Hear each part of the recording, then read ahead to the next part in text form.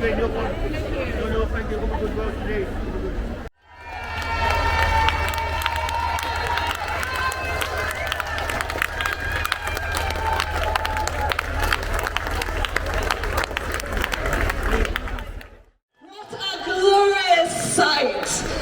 name is Marion Calder. I'm director and co-founder for Women's Scotland.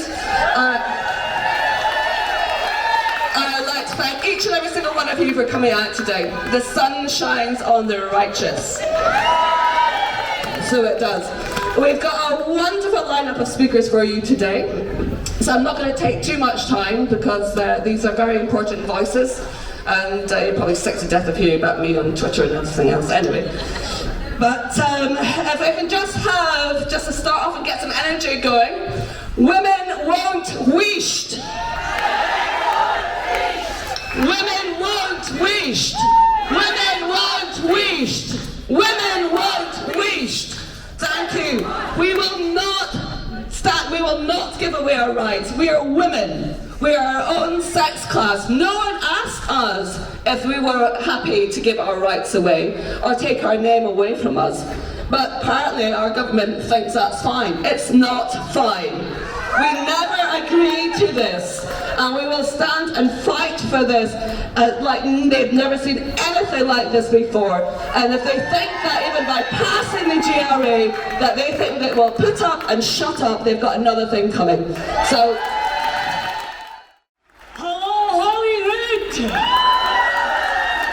We're going to make some noise. Those people in there that are not listening, they're not going to be able to avoid listening to us in the next half an hour, are they? I wanted to talk about sex. I have a sex, but I am not having sex right now. And I'm fairly confident that you can all tell the difference between those two things and understand the power of that one wee word, ah. That's key in those two sentences. You know which sex I am just by looking at me, because it's a fixed thing. It was fixed before I was born, and I'll be female, hint, I've outed myself, until I die. Now, being female in Scotland keeps me in a job, because I'm a fanny physio, and one of the things I'm campaigning for is to get my profession renamed fanny physio instead of pelvic health physio. So what I do is I work with leaky ladies and women with fallen fannies and vexatious vaginas. So sex is something that's really apparent to me because it impacts on women's lives in a way that it doesn't impact the same on a man's life. Women are disproportionately affected by our genitals in a way that can reduce our quality of life. A third of women wet themselves every time they scream at the patriarchy.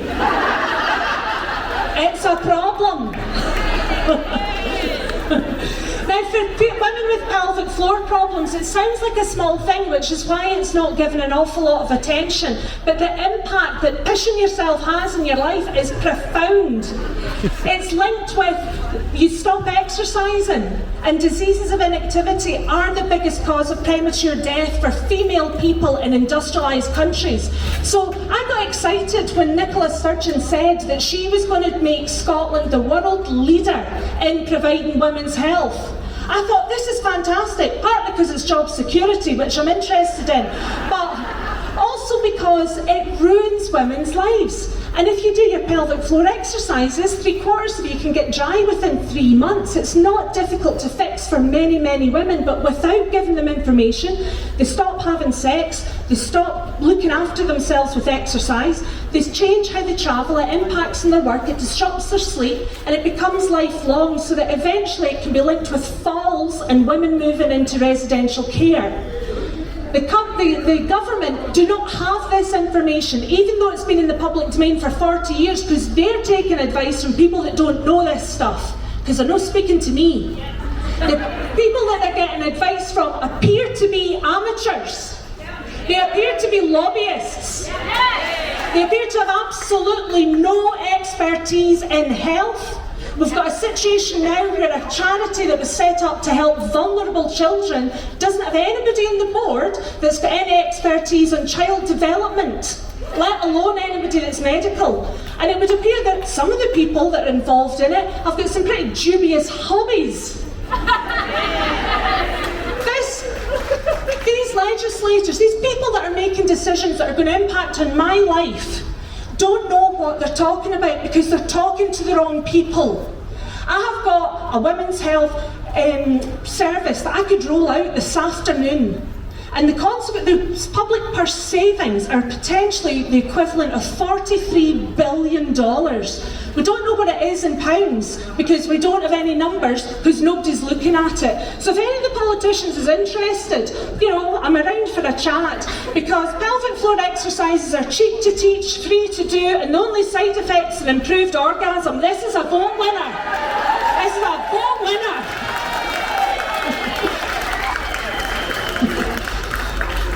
The reason it bothers me so much is while somebody that got a bit pishy that's like me, I can advocate for myself. I can do a Google search, I can figure out how to do some information and get myself to the GP.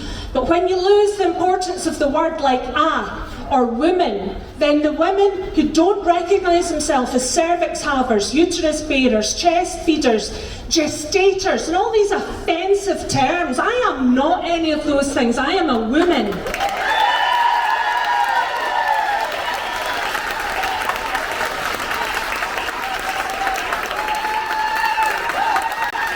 And I'm not alone. There is evidence that removing the word women from women's health services has done harm. There's papers that are published that show that women have died of cervical cancer because they didn't know they were a cervix haver. There's a trans man who presented an accident and emergency and told them that he was a trans man. But the nurse didn't understand, didn't triage, and that person's sex markers on their medical records said male. And nobody realised that this person was in labour with an unexpected pregnancy, and by the time they realised the baby had died. That was because of a medical lie. We have a legal fiction that people can change sex, and it is not true, and it does harm. And my governing bodies, all of the Royal Colleges for Medicine and all of the healthcare professionals, they're colluding in this. And people are suffering, and I will not have it.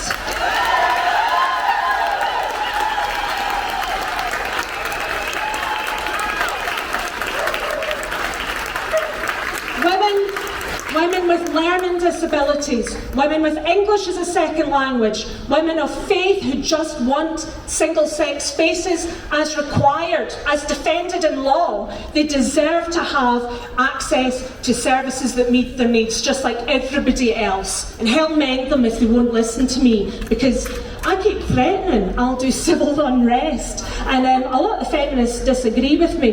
They don't think it would be appropriate that if this shower continue to ignore my sex, I'll get my sex out in Hollywood.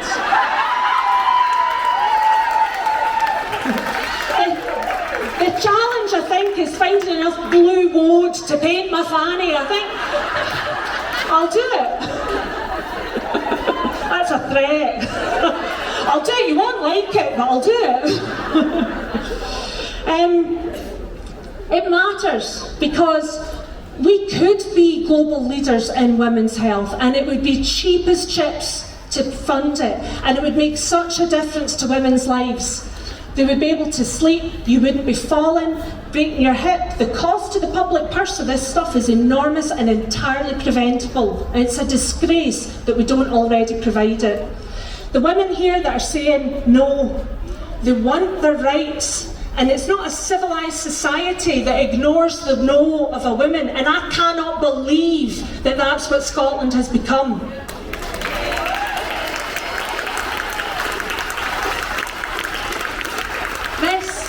This is the seat of the Scottish Enlightenment, and a very brilliant feminist said, I think we're in the age of the Scottish endarkenment, and she's right.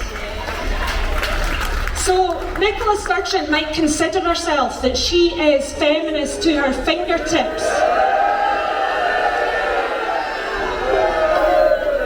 Well, it's an identity. She might consider that she's feminist to her fingertips, but see, one of those fingertips, they appear to be stuck right up my arse, and I'm not having it. Thanks very much. Thank you very much. I'm not quite sure how you follow that. The Presbyterian in me is totally stressed. We didn't talk about anything like that ever in our lives, so and that's part of the reason I think we've got to the situation that we're in now. But can I thank the organisers of this wonderful event very much for doing what was necessary. This is not state-funded activism. This is women coming together and saying we want to stand up for women, we want to speak out for women, and we want to change women's lives. And women are doing that along with every other thing that they're doing.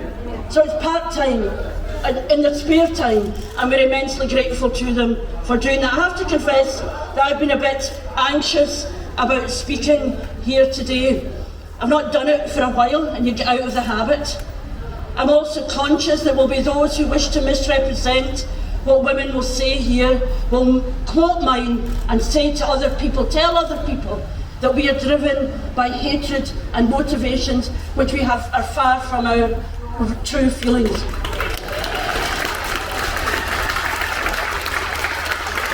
It's tell our young women and our young men a lie about what this debate is about, and it is unforgivable that they are frightening young people about the importance of these debates for them and for their future.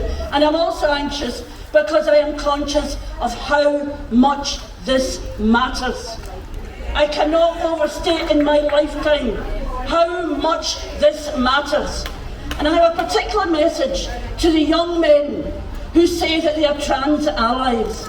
I was told 40 years ago by young men, now is not the time. There are other campaigns that matter. There are other people that are more vulnerable. And I said then, if you don't address women's inequality, we will never have true equality, and that is as true now as it was then.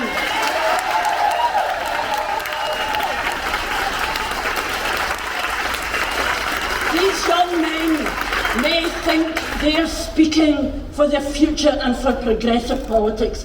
I'm telling you, their brothers 40 years ago who said women's role was to stay at home are in the same tradition. They need to wake up and understand where real equality is. And now I want to say something very briefly about the role of the Parliament. I cannot overstate the optimism I felt when the Scottish Parliament was established, because we were going to have a politics where the decisions were shaped by people who were going to live with those decisions. It was a Parliament where policy, where action and law was shaped by an understanding of what created division and inequality. And the particular role was for the committees, which would breach the wall of the Parliament and allow the people of Scotland to participate in what the world could be. That has not happened. And in this particular policy, it is our challenge to MSPs to understand that it's not their job to outsource their politics to lobbying organisations. It is not their job to decide before the committee meets who they will listen to, who they will speak to, and only listen to those who already agree with them. I am not saying that the committee should agree with everything that we say, but they should listen, they should challenge, they should argue, they should probe, they should not dismiss. Because in that world of dismissal, you shoot the messenger, you ignore the message, you make bad law, and other people live with the consequences. So my challenge is to my friends and all of the people in there who have the honour of being elected members. Your job as lawmakers is not just to put into law what you think is right, but understand the laws of unintended consequences. And I say to those who advocate this legislation, did you ever at any point imagine that you would justify a convicted sex offender be put in a women's jail?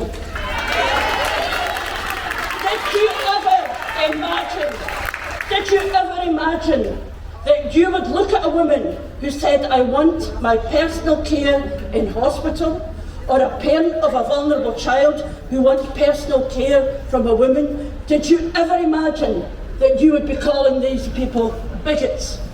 Did you ever imagine that a woman subject to male violence and wants a safe place to go, wants a place to go and heal, who does not want to be re-traumatised, did you ever imagine that you would say they should reshape their trauma?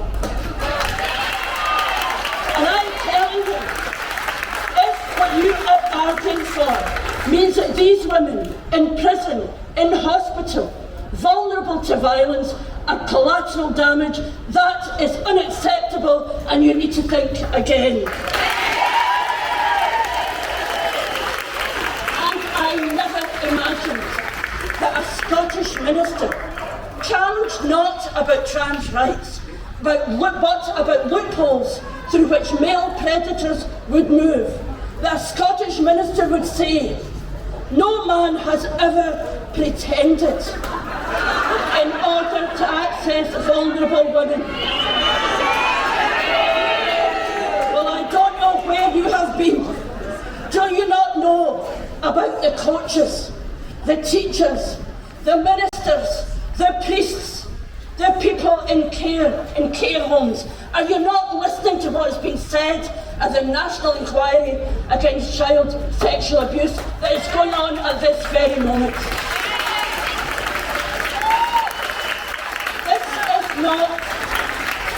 This is not about the rights of any particular group, but it is about understanding the way in which predatory male behaviour has blighted the lives of far too many for too long, and it ought not to be the Scottish Parliament, which is open, transparent and committed to responding to the rights of people in this country. It ought not to be them who give a green light to that predatory behaviour and dismiss and mock those who have the courage to speak up.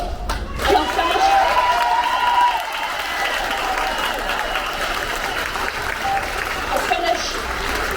I'm beginning to enjoy this too much, forgive me. I'll finish on two last points.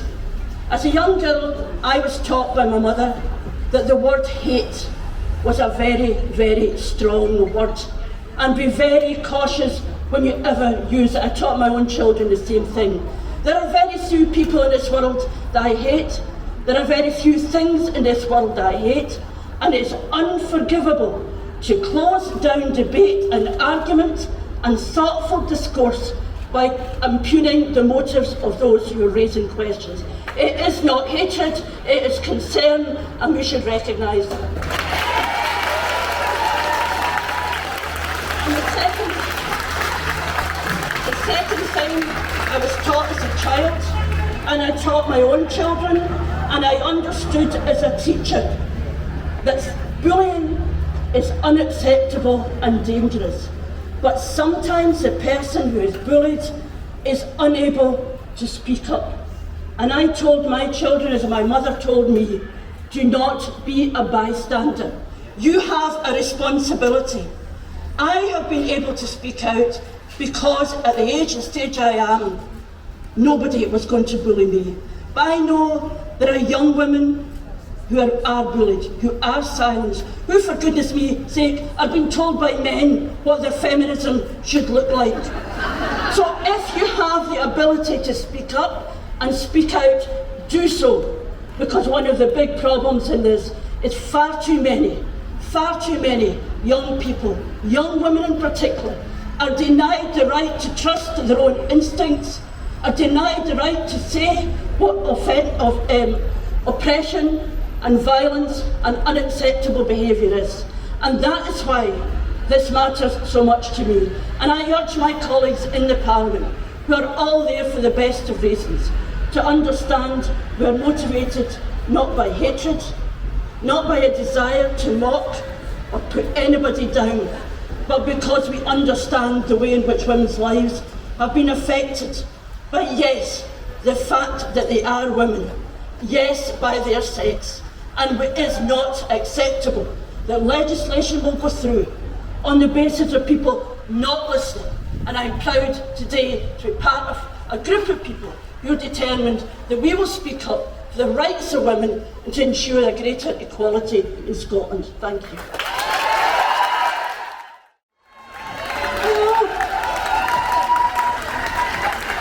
Do you know, I never really liked her when she was the Labour leader.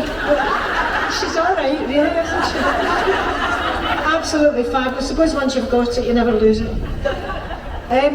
Just before I start, obviously I can't speak about any court proceedings we might be involved in at the moment, but I just wanted to say 4 words to you. Kate Harris and Bev Jackson.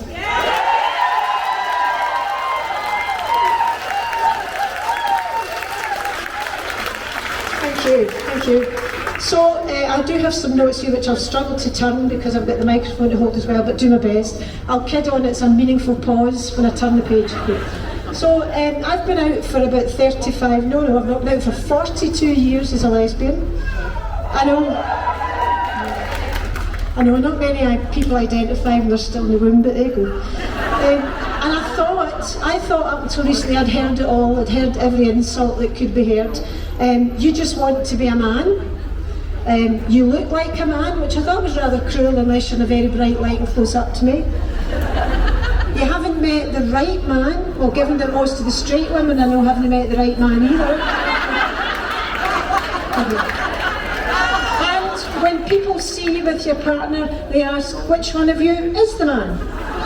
Well, actually it's none of us, because neither of us minds cleaning the toilet. For about 10 years, up until about 2014, it seemed that life in Scotland for LGBT people was on an unstoppable trajectory to being not bad at all. Right, page turn here, everybody going, oh yes. Thank you very much, fill in the silences. And then Stonewall blew it, and our politicians just fell in line. The organisation that was meant to stand up for LGBT people abandoned us. They decided that the false flag of gender ideology was better than the rainbow flag of same-sex attraction. And that men claiming to be lesbians were more important than actual lesbians. And speaking of big lesbians, I see somebody's holding a Joanna Cherry's a legend there, so...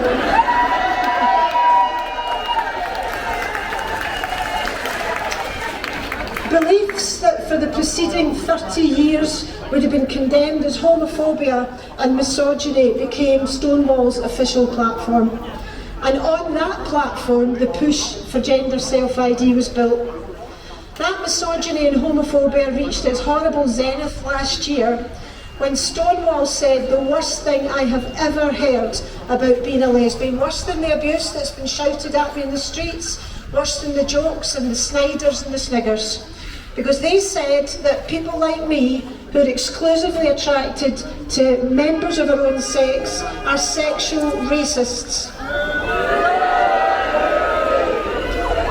And that for a lesbian to reject a man is some kind of hatred. We're here today talking about women's right to single-sex spaces.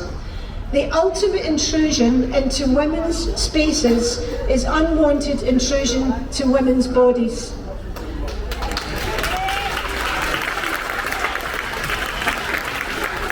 But Stonewall would have lesbians just get over ourselves, re-educate ourselves and broaden our horizons to include men.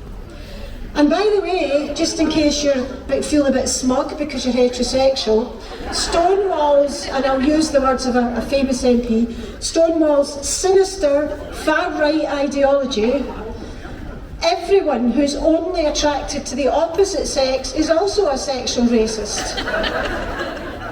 I want to say this to all of the politicians across the road, well I thought we were over there behind me, who are planning to vote in favour of self-ID. The prerequisite for being a lesbian is being a woman. an adult human female.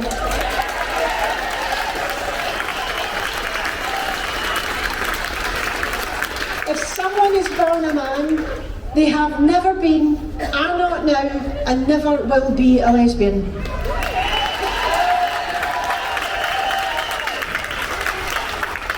There is no such thing as girl dick. Lesbians don't have penises and they don't do dick. So go ahead, MSPs, and vote for self-ID, go on. But only do it if you believe there is no such thing as sex and science doesn't matter. Vote for self-ID if you don't give a toss that at least 2/3 of girls referred to gender identity services are same-sex attracted. Vote for self-ID if you don't care that at least 2/3 of the children and young people seen at these services are autistic. And a big shout out to the members of the Gender Critical Autistic group that are here today.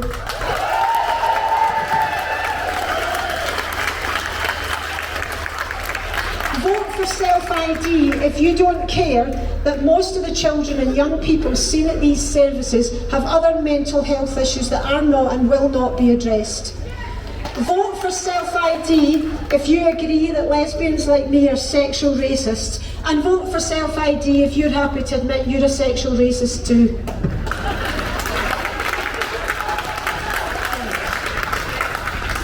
Vote for self-ID if you want to erase LGBT people. If you want to take us back to the 1960s, if you want to push us into a tartan closet where I can't say I'm a lesbian because the word has been stolen and I have to hide my same-sex attraction. So go ahead and vote for it, but know this, you vote for that, we will never vote for you again.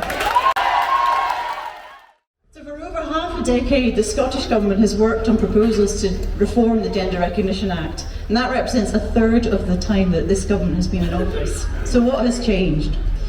In terms of the proposed reforms, almost nothing. Like the first draft bill that was published in 2019, the bill in front of Parliament today will enable anybody aged over 16 to change their sex in law based on a simple statutory declaration. The government still cannot answer fundamental questions about its proposals. How the GRA interacts with the equality. That was a helpful time for me to talk. The cross-border effects and how the impact on women can be measured, given that public bodies in Scotland no longer routinely collect data on biological sex. But what has changed in the last 5 years is that now women are watching. We saw how the Scottish Government actively sought the views of LGBT groups to shape its proposals, but not women. We saw how the Scottish Government only met with women after being shamed into doing so by negative media coverage. And even then, we now know that the ink had dried and the draft bill was already winging its way to the Scottish Parliament. We saw, as a government minister, likened women with concerns about the bill to climate change deniers and racists. We saw, as the First Minister described our concerns as not valid. Well, women are watching. When the bill passed into the hands of the people in the building behind us, we saw that the majority of witnesses called to give evidence supported the proposals. We saw that the committee found time to take oral evidence from no less than 17 individuals who want to use this reform process, but could not find the time to meet with 5 women who were survivors of male violence. Women are watching because we know the price we pay simply to uphold our existing rights is eternal vigilance. We have not forgotten how hard won those rights and protections were. The ability for a woman to leave an abusive marriage, to obtain a mortgage, laws that criminalise marital rape, the ability of our lesbian sisters to enjoy the same rights as heterosexual couples, the right to a safe legal abortion. Women are watching and women are joining the dots. Whether you're an Afghan schoolgirl seeking an education, or an Iranian woman risking death as you protest against the morality police, whether you're an American woman seeking a safe legal abortion. We know that women the world throughout experience discrimination and disadvantage on the basis of our sex.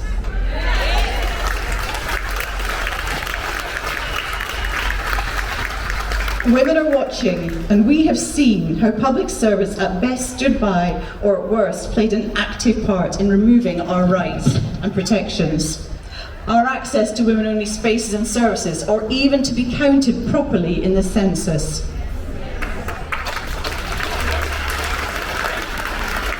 And now our lawmakers are set to cement those changes into law.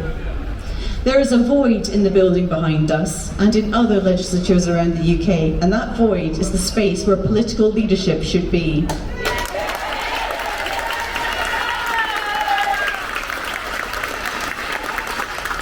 With a few honourable exceptions, our elected representatives are ducking the issue, desperate to keep their heads down until the storm passes, desperate to deny that a conflict of rights exists, let alone address it. Well, women are watching. Women will watch and listen to every word uttered in the debating chamber at the heart of the building behind us. We want to know whether our representatives have listened to our concerns, whether they have answered to the many unresolved issues the bill throws up, whether they care enough about 52% of the population to act. Women are watching, and women won't wheesht.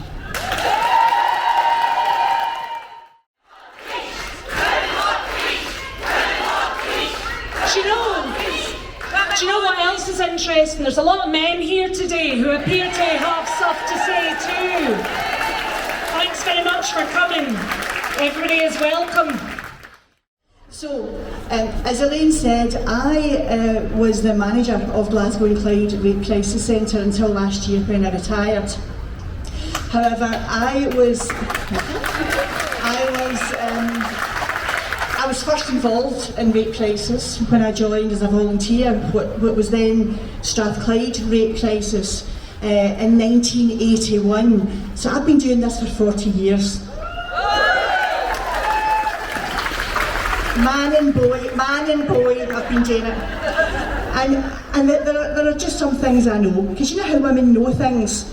We just know, don't we? And there's this thing that I know is that women not only want but need their own space. They need spaces inside a rape crisis centre.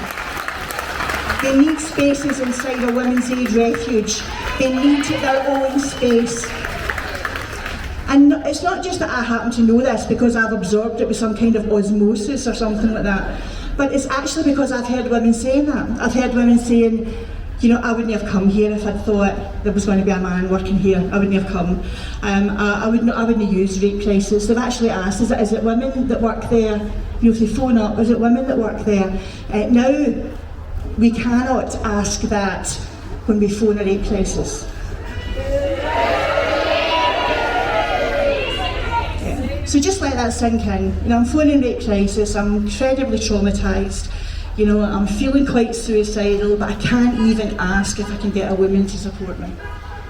Right, if you look at what's happening, and I can only tell you what I know, that's all I know, I can only tell you what I know from being with Rape Crisis over an extended period of time. Because way back in 1981 when I first started, it was women only. It was established by women, for women. That was the whole reason why we existed. When I left last year, we were, one or two of us were basically hounded out of our jobs because of what we believed. There's no doubt about it, and there are people in this crowd today that will know the story behind that. But we were hounded out of our jobs. Shame!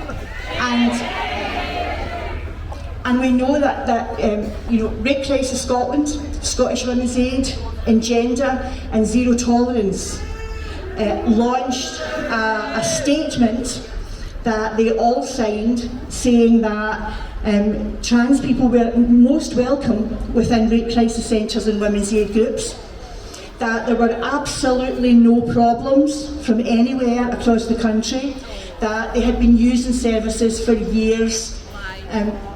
None of that was accurate.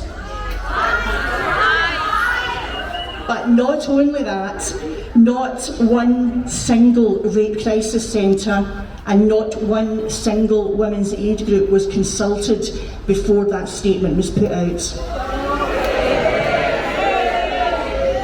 So people in the building behind me here will quite glibly say, but the rape crisis and women's aid are totally behind this. They totally agree with us at 100%. No, Scottish Women's Aid and Rape Crisis Scotland may be behind you, but on the ground, I would question that. Now, there are some centres that have been captured, some women's aid groups that have been captured, we know that, but the other groups are only captured in as much that they are scared to speak out because it is a condition of funding. The Scottish Government have for a number of years said, if you don't have a trans inclusion policy, you will not get your funding. Every application for delivering equally safe has to be accompanied by a trans inclusion policy and action plan. Your generic equality action plan is no use. Your generic equality, where you recognise all 9 protected characteristics, is no use. And when we ask about it, they say this is our priority. Women are not a priority. You know, women with very specific requirements in the case of refuge and support, women whose cultural needs, you know, can't be met with mixed gender services, are not considered. There is only one protected characteristic that matters, and that is not fair, because we are also a protected characteristic.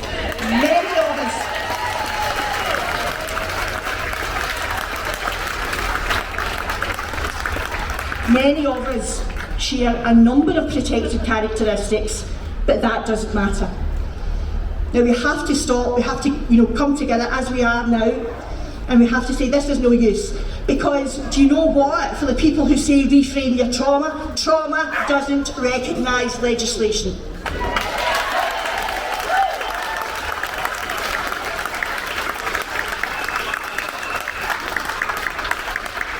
And MSPs and people who, without a blush, sat on that committee asking questions. You know, torturing some people about the, you know, with our questions on the consultation, I'm using that word very loosely, around the GRA. You need to remember that when it comes to women's services and women-only spaces, we've done this before and we'll do it again. It's a real pleasure to be here today. Gender ideology was sold to politicians as progressive and compassionate. In reality, it's proven to be a threat to the rights of women, gay people, and the safeguarding of children. The culture of self-ID takes away rights of women and clears a path for would-be predators. So much that women fought for is being claimed from us. Our words, our boundaries, safe spaces, sport, reputations, and our livelihoods. But before I go on, I'd like to thank some of those who have brought us here today. Dearly beloved, I give you McAllister. No, let me get to the punchline before you boo. That well-known feminist, though possibly not the old-fashioned kind. She's failed at ferries, she's failed the attainment gap, but she's a champion at dismissing women's concerns as invalid and handing over the sex-based rights of women to any male who wants them.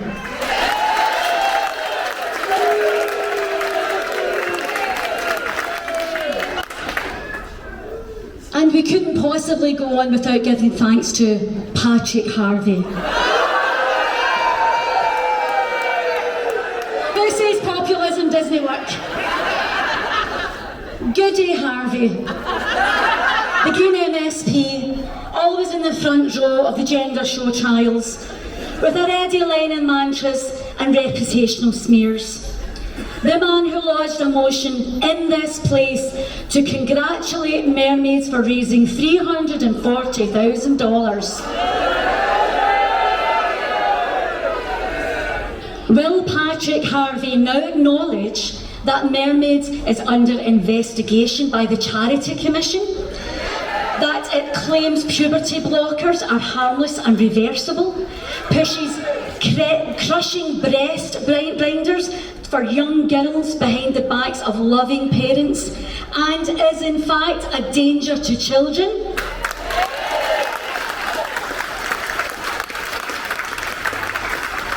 If that's not enough to change his mind, we now know Mermaids has been found to have engaged a trustee who appears to condone the sexual abuse of children. To quote Alison Bailey, "The rage I feel is indescribable."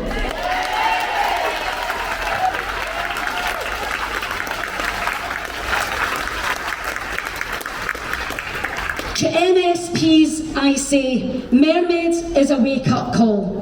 The cast review and closure of Tavistock is a wake-up call.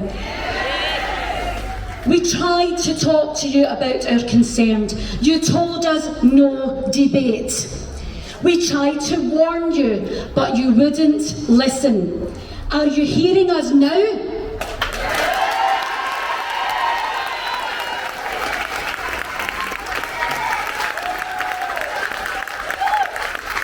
I stand on the shoulders of female role models and political warriors. I'm going to choke up. I'm so very proud to call Johanna Cherry and here today Joanne Lamont my sisters.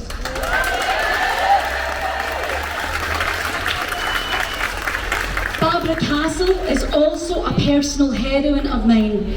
No nonsense, practical, passionate in her beliefs, and took no bullshit. As a councillor in local government, I challenge the erasure of women from language, our sex-based rights and services, and the treatment of children with gender dysphoria. I'm a Labour politician, so here's the politics of it for me. The country needs a Labour government. I want a Labour government. But I also want women to have the protection of single-sex spaces, so women are never again raped in hospital wards by trans-identified males.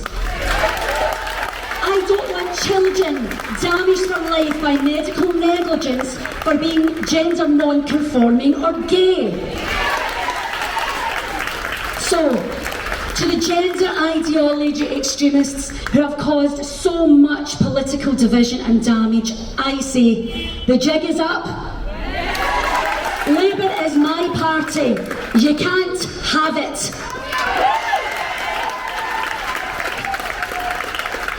And to the trade unions, I'm a proud trade unionist. The country needs a strong trade union movement. But I also want trade unions to get real.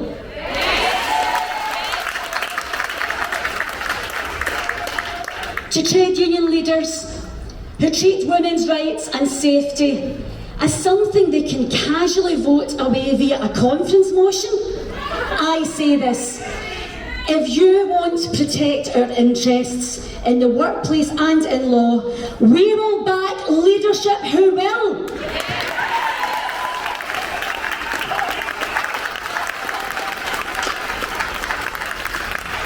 Now, some are saying, and Joanna picked up on this already, that there's more important issues to be talking about at the moment. The cost of living crisis, the fragile economy. It's not the right time to talk about women's rights. Well, that's the same argument women have been hearing since we first marched for the vote. So, I'll tell you when it's the right time to stop talking.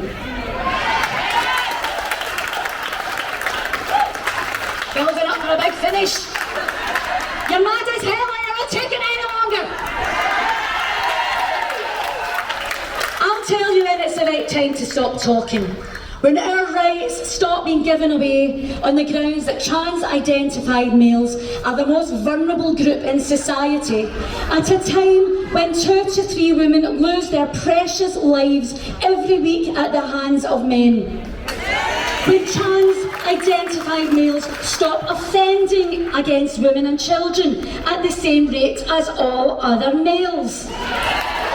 And when sexual predators stop exploiting gender ideology, safeguarding loopholes. And I can't believe I need to say this, when women stop being dragged from their homes by the police and thrown in jail, accused of hate speech by point-scoring sociopaths who appear to be able to mobilise the powers of the state to their whims. That's when we'll stop talking about this issue.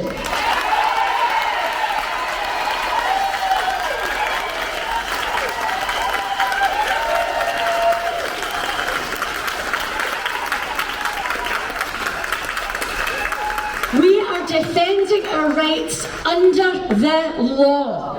The right for women to be recognised as a sex class as biological females, for service providers to have the right to provide services and spaces for females, which excludes males however they identify, for reasons of safety, dignity, privacy.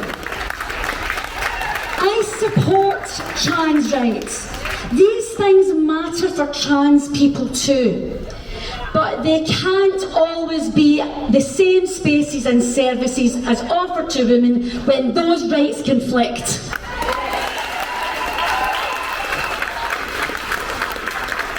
I'll end on this. We must keep talking about reality. Decent people have been captured by gender ideology, and a lot of young people swept up who have been lied to and think they're fighting the good fight. They think it's their Section 28 moment, but it's not. Section 28 was about stigmatising and blocking education and resources for lesbian, gay and bisexual kids. The gender ideology movement creates a sacred caste anyone can claim by self-declaration and whose demands violate consent and age boundaries. It is creating a charter for opportunistic abusers to operate in plain sight and declaring all safeguarding norms as hateful, bigoted and, if they get their way, illegal. So, on October the 27th, Nicola Sturgeon's government will introduce the Gender Recognition Reform Bill to Scottish Parliament.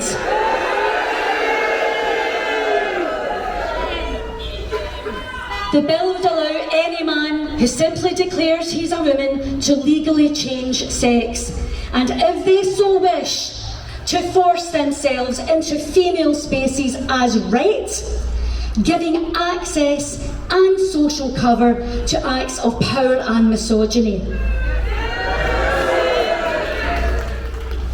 Please write and call your MSPs, your councillors, your trade unions. Tell them you object. And if they disrespect you, remind them they serve you, you don't serve them.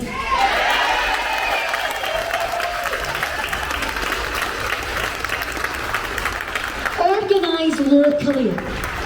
Oppose the new GRA self-ID bill in Scotland. Women do not consent to change who we are and force us to accept males in the places we fought for. Thank you. I am Alison and Dowling, and I say no way to GRA. Say no way to GRA. Say no way to GRA. Say no way to GRA. Thank you. I'm actually here today speaking on behalf of Kate Coleman from Keep Prisons Single Sex, who was going to be here but couldn't. But I do just want to say that the point of all this today is that us who are able to speak up for women who can't. We're speaking for women who are vulnerable, abused and traumatised. And if you accept that, and if you're willing to lend your voice to that, you must also speak up for the women who, in my opinion, are among the most vulnerable, abused and traumatised in society, and that's our sisters in prison. So Elaine's going to hold that for me so I can just read it up a bit. And who doesn't? Just watch what you're doing with it. I know what you do for a living. Who doesn't mind standing next to somebody that whips people up into shouting they've all got a crush on you? Watch what you're doing with it. So in the do you really think you have to tell a physio to stick something like that? My God. In 2011, biological sex was erased from the piece of legislation that informs all, you're resting right in my boot, by the way, prison policy and practice in Scotland. Why does this matter? It matters because the prison rules set out the circumstances for allocation, searching, and other procedures in prison where sex is important. But since 2011, those rules now say that all of these procedures should take place according to gender, not sex. This means that searching, thank you, searching is to, don't boo, remember I'm an ex-prison governor, I'm not having it. Searching is to take place on a same gender basis. That means that you can have women searching fully intact males, and I know that female prison officers are really upset about this, but they don't know what to do. Compulsory testing for drugs and alcohol administered by people of the same gender, and categorisation and allocation of prisoners is to be done by gender. That's for all prisoners. By removing sex and replacing it with gender, the rules set in place the legislative context that doesn't just justify but mandates that subsequent prison policies also use the word gender. In 2011, that erased sex from prisons, and it was legislation that was key to paving the way for the 2014 Scottish Prison Service policy, where record-keeping, allocation and searching of all prisoners is conducted on the basis of gender identity. Sex registered at birth, that is, your actual biological sex, is no longer relevant to the Scottish Prison Service. It's been erased from legislation, so why would it be? Was this deliberate? Well, we'll let you judge for yourself. The evidence indicates that it was. The Scottish Trans Alliance has had a long-standing interest in prisons and ensuring that the Scottish Prison Service and policy reflect transgender interests. Now, I'm the biggest supporter of everyone who goes into prison being looked after and kept safe. So this is not about anti-trans sentiment, it's about doing the right thing for women. James Morton, the former manager of the STA, said in 2018, looking back on this, another key priority was pushing for public services to always respect trans people's gender identities, even if they had not changed all their official documents or attended an NHS gender identity clinic. I don't think there's actually ever been someone in the Scottish prison system with a GRC. They are all self-identified. James Morton said, we strategised that. We strategised it by working intensively with the Scottish Prison Service to support them to include trans women as women on a self-identifying basis within very challenging circumstances. We knew that we would be able to ensure that all other public services should be able to do likewise. The intention is clear. Well, first of all, people know that most people don't give a toss about women in prison, so it was an easy in. Prisons, and women's prisons in particular, were used to secure a precedent that could be argued that single-sex spaces for women provided in other sectors should also admit people who were born male on the basis of self-identification. So how did this happen? After all, in 2020, a similar attempt to erase sex from legislation, in this case the Forensic Medical Services Bill, was met by considerable opposition and was successfully defeated thanks to the tenacity of one Johann Lamont. So how did this get through? Kenny McCaskill, who was Justice Secretary from 2007 to 14, describes being hoodwinked, and that this change to legislation was sneaked in under the wire. And I would add that the people who were involved in this in the Scottish Prison Service were hoodwinked. People who care in the Scottish Prison Service are always trying to do the right thing about human rights and equality and about showing kindness and compassion to the people in their care. And they were told that this constituted that, but no one was there to speak up for women. No one doesn't want kindness and compassion to be extended to people who identify as trans. It just cannot be at the loss of women, thank you very much, at the loss of women's safety. It would be easy to place the burden of responsibility for this mess at Kenny's feet, but that would be unfair, because a thing called the Denton's Playbook, the document that reveals the tactics, and I'm going to say trans extremists, because a lot of trans people have no truck with this nonsense either. The Denton's Playbook sets out how to get policy and legislation changed under the radar without proper scrutiny on the quiet, and that's how these changes were pushed through. Keep Prisons Single Sex submitted a Freedom of Information Access request for all documentation, reports and correspondence that informed the decision to change the 2011 rules. They got back a single sheet of A4 with a single sentence stating that erasing sex would be appropriate given transgender issues. That was it. The sum totality of consideration, and I know for a fact that no women's organisations were consulted in the writing of that policy. There was no consultation, no correspondence, no discussion. That prison service policy is currently under review. Keep Prisons Single Sex and lots of other organisations represented and speaking here today, including myself, have participated in the consultation process. But while the prison rules refer to gender and not sex, possibility for meaningful change is severely constrained. It's not sufficient to simply review that policy. The 2011 legislation and the process that accompanied it must be changed. What happened in 2011 with the erasure of the word sex from the prison rules was an outrage. And we must be aware of all other attempts to do this in public services. Stand up for women in prison. Thank you. Thank you to For Women Scotland for inviting us up to speak today. I'm Maya Forstater. I'm worthy of respect in a democratic society. And so are all of you. I'm the co-founder of Sex Matters, which is campaigning for clarity on sex in law and policy all across the UK. If anyone doesn't know my story, I lost my job in 2019 for tweeting about the Gender Recognition Act and what it means for women's rights. I took my employer to tribunal using the Equality Act, and I lost. And the judge said that my belief, the very ordinary belief, the belief that's on this card, humans can't change sex, lesbians don't have a penis, no one is born in the wrong body, that ordinary belief is not worthy of respect in a democratic society. And he relied for that judgment on the Gender Recognition Act, and he relied on the training that judges get, which comes from activist organisations. He had been told that the Gender Recognition Act meant that us speaking simple truths means there should be open season on us.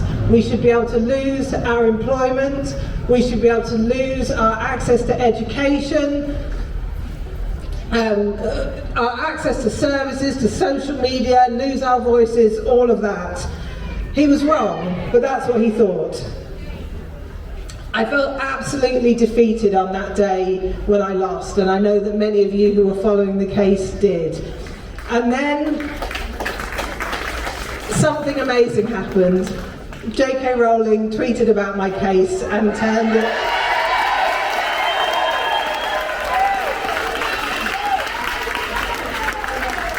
into something that wasn't just thousands of people knew about, but millions of people knew about. So when I was coming coming up to Edinburgh yesterday, people said, "Are you going to see J.K. Rowling?" And I was like, "Well, I don't know." So we were sitting down for dinner last night and there was a knock at the door and they said, "We need another chair." So Jo Rowling came in, we had a big hug, there was phones on the table, food was eaten, alcohol was drunk, all of those terrible things that women do. And if you haven't seen, she's tweeted this morning, she said, "I stand in solidarity with For Women Scotland and with all the women protesting outside the Scottish Parliament."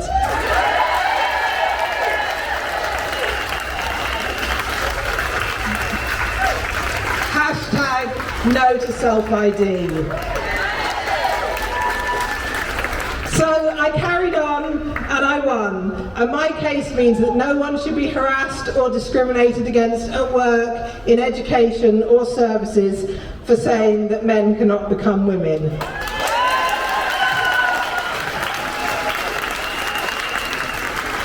So we shouldn't shut up. But I want to go back to 2003 when the original Gender Recognition Act was being discussed. And I don't know what you were doing then, I was not paying attention.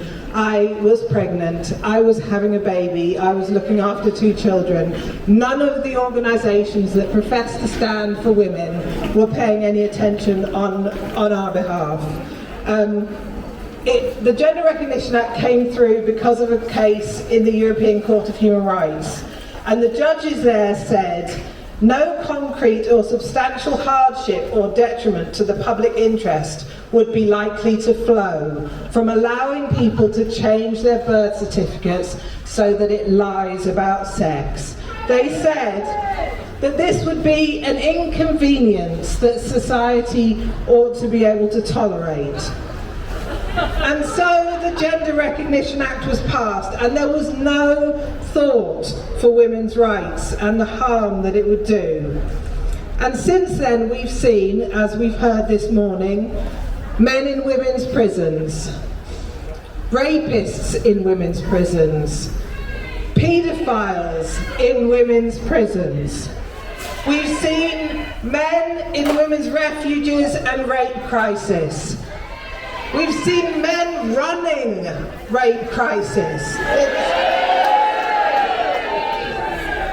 We've seen men and boys on women's football teams, cricket teams, winning swimming races and cycling races. And we've seen girls in school told that they must share showers and toilets with boys who have confusion about their sex. We've seen girls told that it's a hate crime if they complain. And we've seen a 4,000% increase in the number of young children over a short number of years presenting at clinics saying they were born in the wrong body and seeking to be sterilised and have their breasts removed. And we've seen people losing their jobs if they talk about this. Because this breaks everything. It breaks the culture of organisations.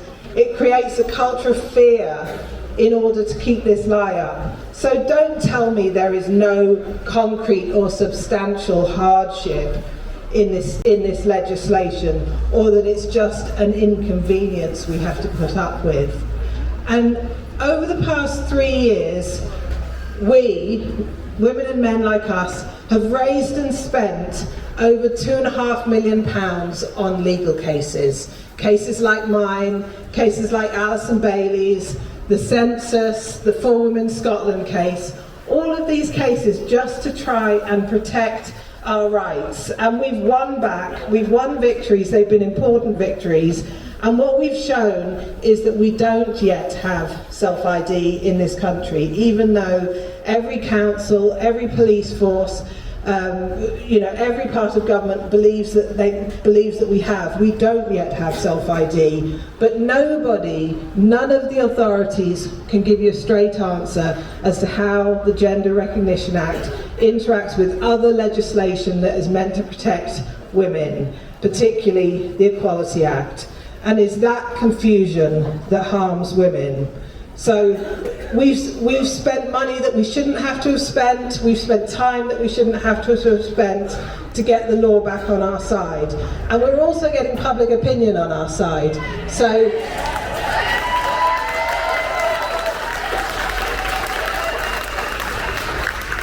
the British Social Attitude Survey, which is run by an organisation called NatSen, which funnily enough Nancy Kelly used to work at, does this annual survey of all kinds of attitudes of the British public.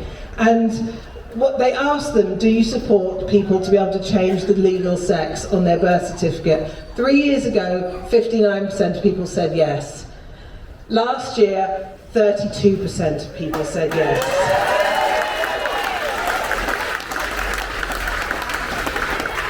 That means 10 million people have changed their mind because we spoke up. Because ordinary people like you and me spoke up.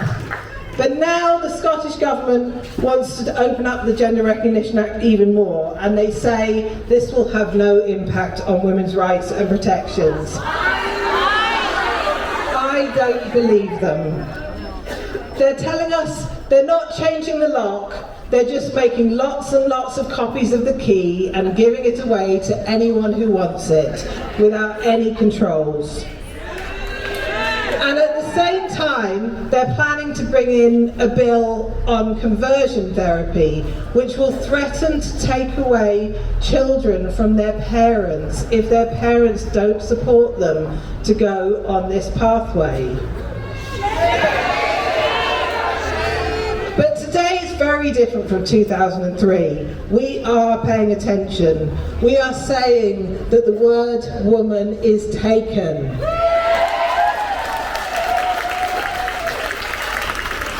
And the word lesbian is taken. And you cannot harm our children. This time round, none of the politicians in that building can say that they did not know the harm that they would be doing if they vote for self-ID.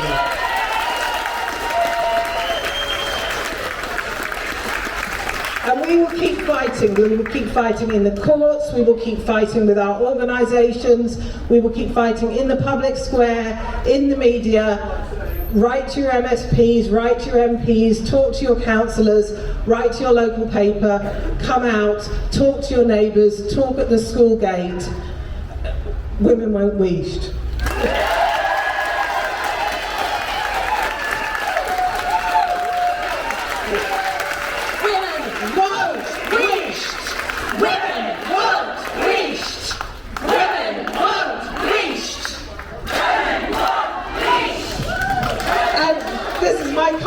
The brilliant Helen Joyce.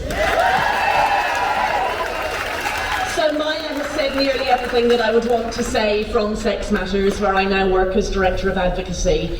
So today I'm just going to say a very few words, and I'm going to say them as an Irish person to Scots people.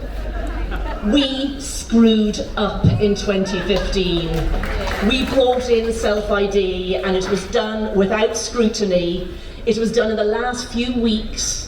It was done behind closed doors. It was done without anybody in the public even knowing. Even today, many Irish people don't know that if you want to get a birth certificate that lies about your sex, it's free. You fill in a form online, and all you have to do is say, I really mean it. And we laugh, but I want to cry. And I cannot find the words for how much I despise the fools, the ignorant fools who did this without thinking.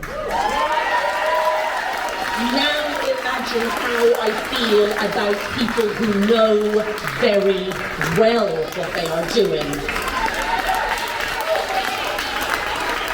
So in Ireland, we are doing the same stupid things that people here are doing, but now the law is against us. A man who says he is a woman is a woman. The words have been taken away from us. Legally, we are in the wrong now in Ireland. Our children are being lied to, and it's the law. There was never a woman in a women's prison in Ireland for a sex crime before 2015. And now there are 3, and they're all men. You are doing it here without the law. But you can row back, there's still time. I don't know how, but you have to. I'm still emotional when I think about the prisons. When I decided to write my book, I really innocently thought that if you said to somebody, but what about if you do this, you'll be putting rapists in women's jails, and I thought they would say, oh, I didn't think of that. What can we say? They did it. They're doing it. Shame, shame, shame, shame. Shame, Nicola Sturgeon, shame, shame on you. That's all I want to say.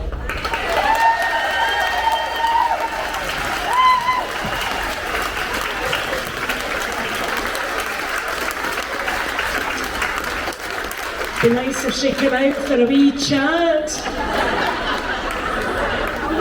I have wondered if this hashtag be kind means hashtag I'm not brave enough. Coward, I'm with you, Shireen. So, our final speech, actually, see having Maya and Helen here, the thing that highlights to me is solidarity from the rest of the UK. Scotland's speaking up and doing important things, and it's so important that other people come and hear us and support us, so thank you, because they've come a long way.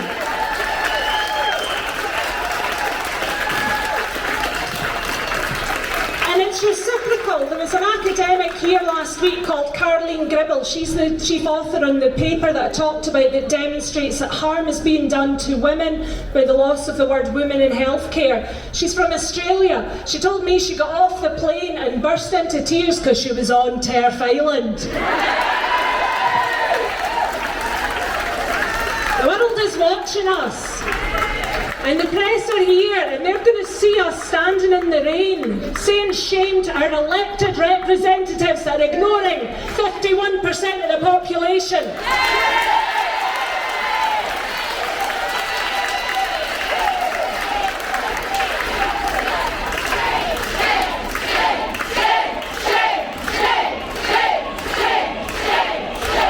None of you look like you're about to wheesht.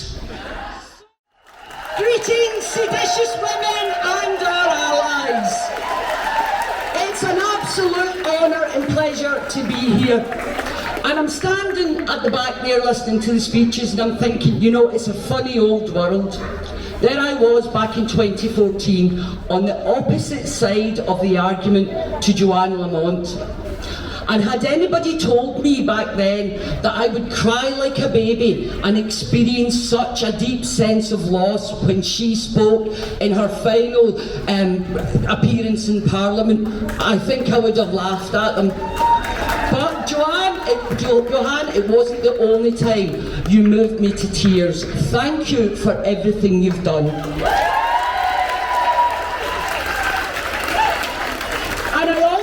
Want to mention Joan McAlpine. She paid a heavy price for having the courage to stand up and speak out. And indeed Joanna Cherry, who continues to pay that heavy price. So here we are again, outside our Parliament, because the government continue to ignore and dismiss our valid concerns. Valid concerns, I might add, underpinned by a mountain of evidence. Evidence in the main gathered by women's unpaid labour. Enshrining self-ID in law will see the end of women's rights as we know them. Never before have I experienced such a coordinated and ongoing assault on our rights, our existence as a distinct sex class in law and policy, and the erasure of our language. Be under no illusion, this is not a culture war. This is a war on women. This war is happening globally. We see our brave sisters in Iran risking life and limb to secure their freedom from dominating misogynistic men who seek to marginalise and control them using violence and intimidation. We see our brave sisters in Afghanistan risk life and limb on the streets, protesting their loss of rights to access to education. And we've recently seen our American sisters lose their right to body autonomy by men who frankly should butt out and focus on ensuring abusive and violent men are held to account and address their own misogyny.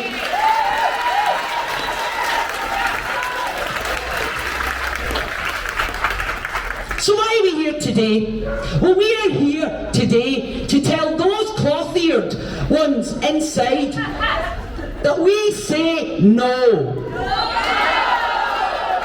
We will not comply. Women are adult human females. We're not a fantasy in a male's head. We're not incubators, cervix harbours, chest feeders, or any other dehumanising terms the government have labelled us with in the name of so-called inclusion. Self-identification allows any male, including those who wish us harm, full access to all our single-sex services and spaces. The extremist politicians driving this dangerous batshittery have defamed, dismissed and dehumanised us, calling us right-wing extremists and terrorists. Our feminist to her fingertip First Minister has failed to engage constructively and in good faith, despite numerous requests from across the female population, including an open letter instigated by women survivors of male violence, signed by over 250 female SNP members. She has sent a loud and clear message that her feminism doesn't centre females. Her feminism has no care for vulnerable women in prisons, refuges and care settings. We know not all men are predators, but sadly too many are. And most decent people accept, to minimise risk to women and children, safeguards must be in place in certain situations that exclude all males. No exceptions. Male violence is at epidemic levels and a scourge on our country. Yet our government are more than eager to dismantle the safeguards put in place over many decades. And my question is why? Why are many of those in there happy to trash our rights and protections? Why won't they engage with us? And this is a message to the media. Please ask our politicians these questions.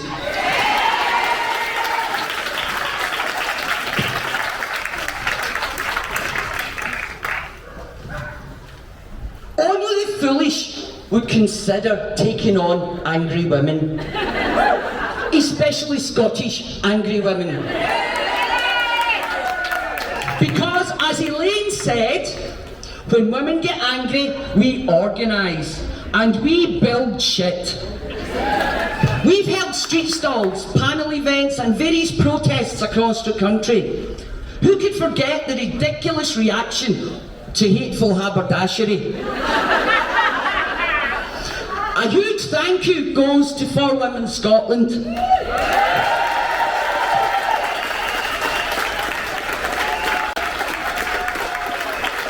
I'd also like to thank Soul Sisters, Keep Prison Single Sex, the Scottish Feminist Network, Frontline Feminists, and of course a special mention to 4,000 Valley Feminists for organising the hugely successful Women's Festival last March.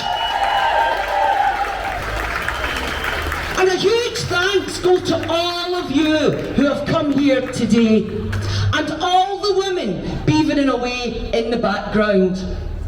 We have informed ourselves thanks to Murray, Blackburn and Mackenzie. We've gone onto the streets and informed others, and the public are not happy with self-ID, and that's been evidenced in recent numerous polls.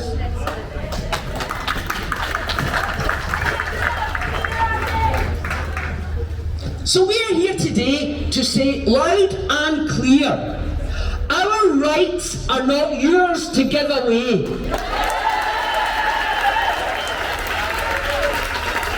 We say no to self-identification. We say no to males in women's prisons. We say no to males in women's refuges. We say no to males in any spaces and services designed exclusively for women and girls. And we say no to the Bobby in our lobby. Women's rights are worthy of respect in a democratic society, and our government would do well to hear our voices. Because we will never betray our foremothers who secured our rights, nor will we disrespect their sacrifices or deny our duty to uphold those rights for girls and young women coming behind us. We have made progress, but there is still much to be done. We will only defeat this nonsense by standing up to it. I know it's not easy, but please know you're not alone. There are networks all over Scotland resisting this erasure of women. The Scottish Feminist Network have leaflets over there with the contact details. As I said, there's groups all over Scotland, so please come forward and stand with your sisters to resist this. Because it is only through our resistance to this absolute dangerous nonsense that we will prevail. Women's rights are human rights.